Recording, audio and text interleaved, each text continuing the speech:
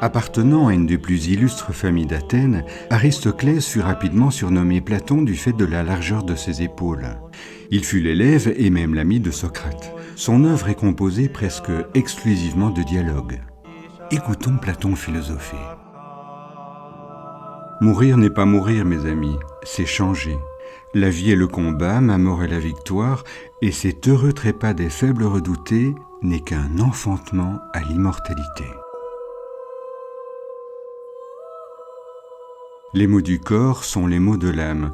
Ainsi, on ne doit pas chercher à guérir le corps sans chercher à guérir l'âme. On peut aisément pardonner à l'enfant qui a peur de l'obscurité, mais la vraie tragédie de la vie, c'est lorsque les hommes ont peur de la lumière. L'essentiel n'est pas de vivre, mais de bien vivre. La connaissance des mots conduit à la connaissance des choses. Les vrais philosophes s'exercent à mourir, et ils sont de tous les hommes ceux qui ont le moins peur de la mort. La vie est en quelque sorte un pèlerinage. Qu'est-ce que craindre la mort sinon s'attribuer un savoir qu'on n'a point ?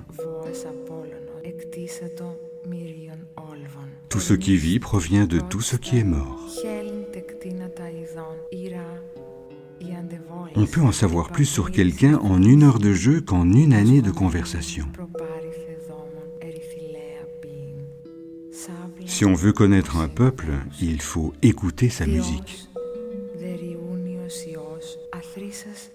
C'est la vraie marque d'un philosophe que le sentiment d'étonnement.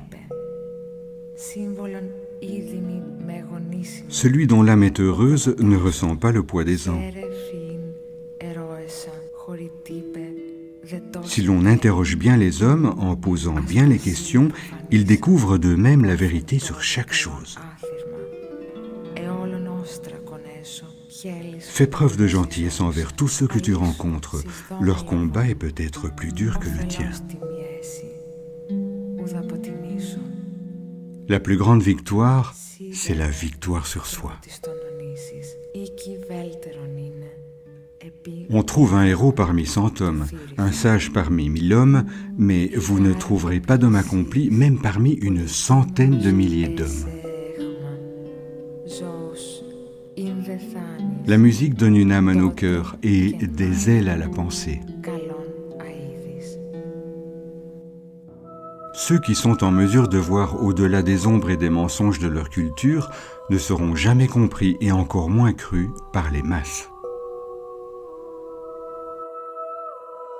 La nature n'a pas fait chacun de nous semblable à chacun, mais différent d'aptitude et propre à telle ou telle fonction.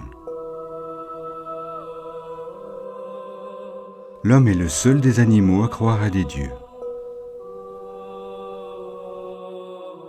Chacun, par ce qu'il pense, est seul responsable de la sagesse ou de la folie de sa vie, c'est-à-dire de sa destinée.